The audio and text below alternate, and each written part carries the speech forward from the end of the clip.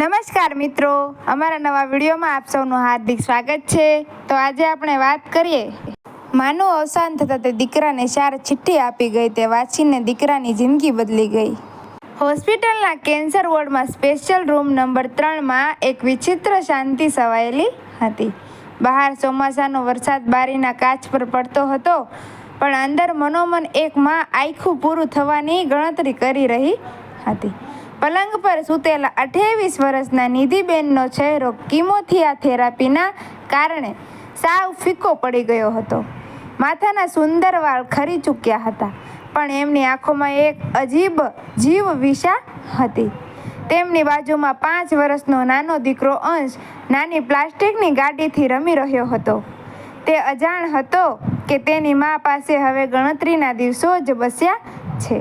Liver cancer last stage પર હતું અને ડૉક્ટરોએ હાથ અધ્ધર કરી લીધા હતા. નિધિબેન જાણતા હતા કે તેમના ગયા પછી તેમનો દીકરો સાવ એકલો પડી જશે. પતિ તો અંશના જન્મ પહેલાં જ દેવ થઈ ગયા હતા. હવે સવાલ એ હતો કે 5 વર્ષના બાળકને જિંદગીના મોટા વળાંકો પર સાચો રસ્તો કોણ બતાવશે? જ્યારે એ મોટો થશે એને માની યાદ આવશે. જ્યારે એ કોઈ મુશ્કેલીમાં હશે ત્યારે એને કલેજે કોણ સાપશે?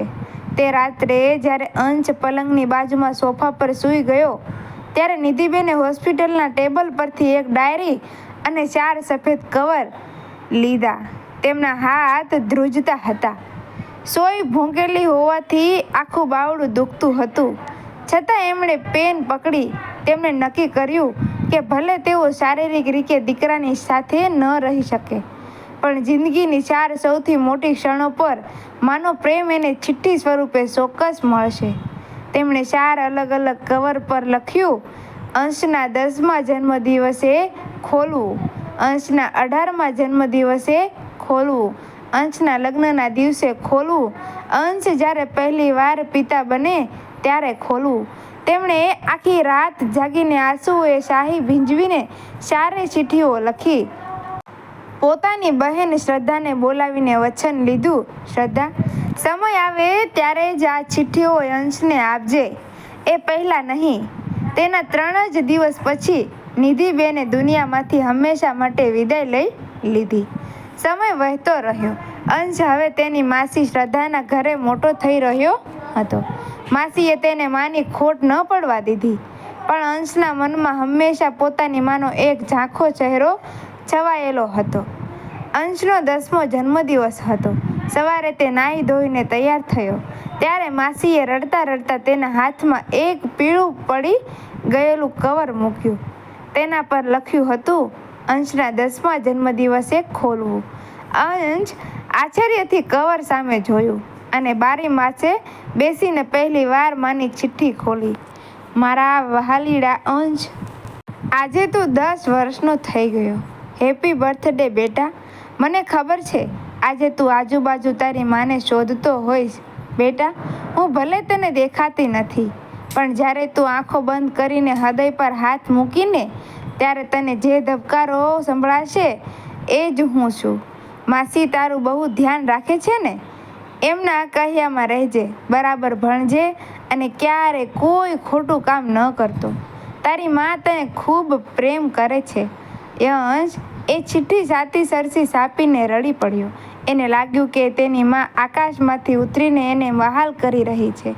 આ ચિઠ્ઠી તેના જીવનનો ટર્નિંગ પોઈન્ટ બની ગઈ. તેણે મન લગાવીને ભણવાનું શરૂ કર્યું.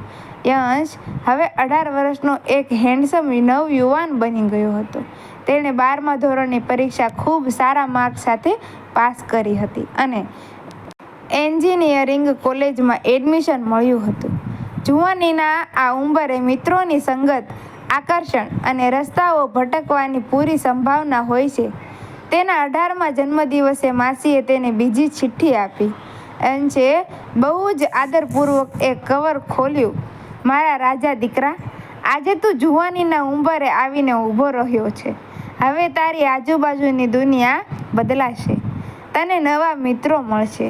ક્યારેક તારું મન ભટકશે, પણ યાદ રાખજે બેટા, ખરો પુરુષ એ જ છે જે સ્ત્રીનું સન્માન કરે, ક્યારેય કોઈનું દિલ ન દુભાવતો.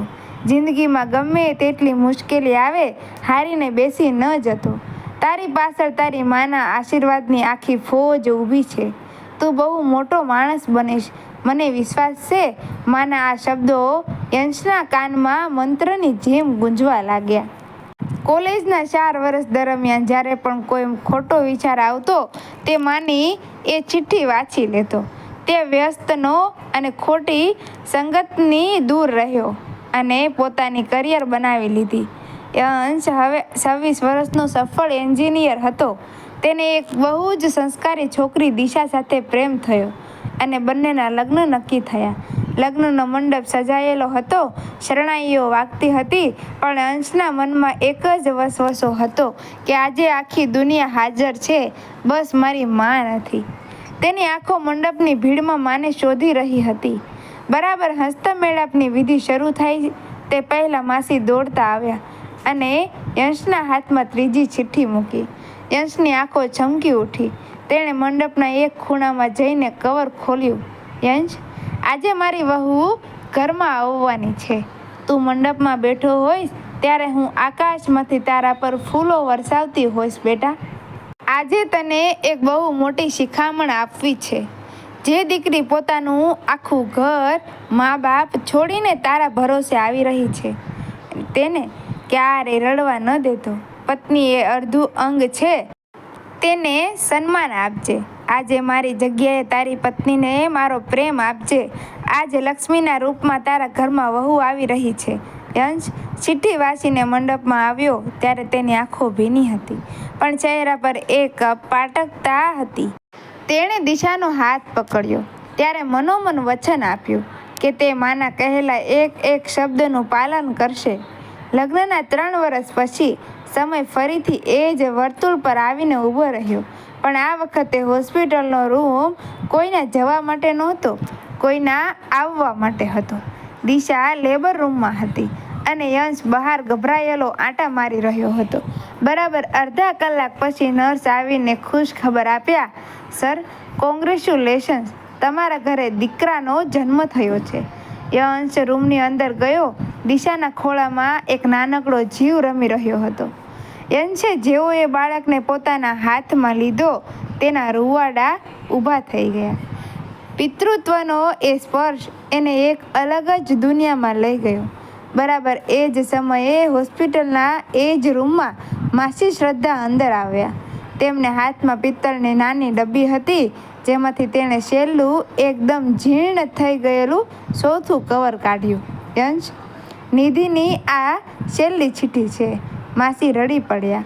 અંશે ધ્રુજતા હાથે એક હાથમાં પોતાના નવજાત દીકરાને પકડ્યો અને બીજા હાથે છેલ્લી ચિઠ્ઠી ખોલી. મારા વહાલા પિતાજી, હા યશ, આજે તું પિતા બની ગયો છે એટલે હું તને પિતાજી કહું છું. આજે તને સમજાયું હશે ને બેટા કે જ્યારે કોઈ બાળક જન્મે છે ત્યારે એક માં કે બાપના હૃદયમાં કેટલો પ્રેમ ઉભરાય છે. વર્ષો પહેલાં જ્યારે તું મારી ગોદમાં હતો ત્યારે મેં પણ આ જ સુખ અનુભવ્યું હતું. યશ, મારો સમય હવે પૂરો થાય છે. આ મારી છેલ્લી ચિઠ્ઠી છે. હવેથી તને કોઈ કવર નહીં મળે. પણ દીકરા, તે જિંદગીના દરેક વળાંક પર મારી ચિઠ્ઠીઓ વાંચીને સાબિત કરી દીધું કે માં ક્યારેય મરતી નથી. હવે તારો દીકરો મોટો થાય ત્યારે એને એવા સંસ્કાર આપજે કે જે પણ તારા જેવો જ શ્રવણ બને. અલવિદા મારા દીકરા, તારી માં હંમેશા તારી સાથે જ છે. યશ છેલ્લી ચિઠ્ઠી વાંચીને પોતાના નવજાત દીકરાના ચહેરા સામે જોઈ રહ્યો. તેની આંખોમાંથી આંસુ વહીને બાળકના ગાલ પર પડ્યા. તેને સમજાયું કે તેની માં હોસ્પિટલના એ રૂમમાંથી ક્યારેય ગઈ જ નહોતી. તે તો આ ચિઠ્ઠીઓના શ્વાસ બનીને, સંસ્કાર બનીને તેની આખી જિંદગીમાં તેની આસપાસ જ વહેતી રહી. કાગળના 4 ટુકડા વાસ્તવમાં એક માનો સમય પાર વહેતો અમર પ્રેમ હતા. અંતરધ્વનિ માટીનું શરીર ભલે પંચતત્વમાં વિલીન થઈ જાય, પણ માનો પ્રેમ અને એના સંસ્કાર કાગળની ચિઠ્ઠીઓ બનીને સમયના વહેણને પણ રોકી રાખે છે. મિત્રો, વિડીયો ગમ્યો હોય તો વિડીયોને લાઇક કરજો, શેર કરજો અને અમારા આવા જ નવા વિડીયો જોવા માટે અમારી ચેનલને સબસ્ક્રાઈબ કરી દેજો. ધન્યવાદ. જય શ્રી કૃષ્ણ. રાધે રાધે.